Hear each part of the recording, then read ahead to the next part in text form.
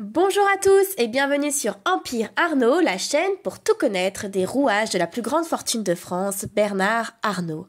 Et avant toute chose, si vous souhaitez avoir encore plus de contenu sur cette chaîne, n'hésitez pas à me donner du like, du love et beaucoup de partage.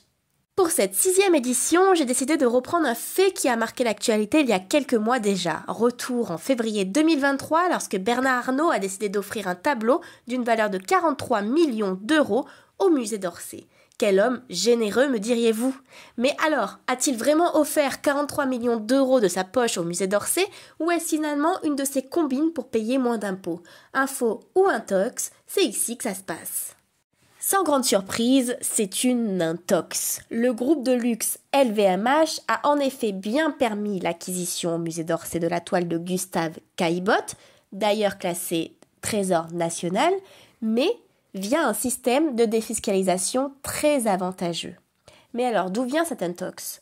Alors que le groupe politique de la France insoumise ne cesse de dénoncer la richesse indécente du milliardaire français, en janvier 2023, deux présentateurs de BFM TV, Alain Marchal et Olivier Truchot, ont tenu à prendre part au débat en donnant une leçon à la députée LFI, Danielle Obono, sur le plateau de BFM TV. L'un de leurs principaux arguments pour défendre Bernard Arnault, c'est de parler de ce don de 43 millions d'euros pour le musée d'Orsay. L'achat Bernard Arnault, c'est LVMH. C'est LVMH. Est-ce qu'on peut dire merci Bernard Arnault pour ce chef-d'œuvre? Non, mais est-ce que vous pouvez dire merci Bernard Arnault? Non, mais c'est pas la question. Là, il offre 43 millions d'euros une toile au musée d'Orsay. Pourquoi c'est faux? L'information falsifieuse a été déformée et extrapolée par nos deux journalistes. En effet, cette présentation est largement trompeuse. Peinte en 1878, la partie de bateau de Gustave Caillebotte a intégré la collection du musée d'Orsay le lundi 30 janvier.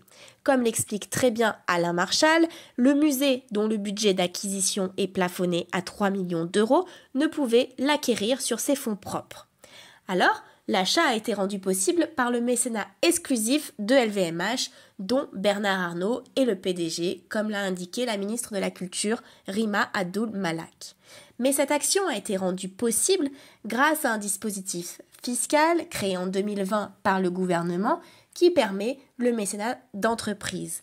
Un dispositif qui prévoit, entre autres, une réduction d'impôt égale à 90% des versements de l'entreprise lorsque l'œuvre est classée Trésor national, comme c'est le cas de ce tableau.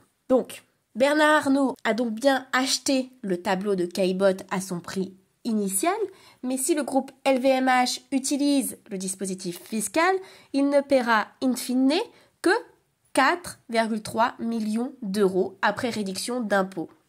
Et si le groupe LVMH, habitué d'ailleurs de ce genre de dispositif, décide effectivement de bénéficier de cette réduction d'impôts, une grande partie de cette acquisition reposera donc en réalité sur le dos des contribuables. De quoi faire relativiser la générosité du numéro 1 mondial du luxe.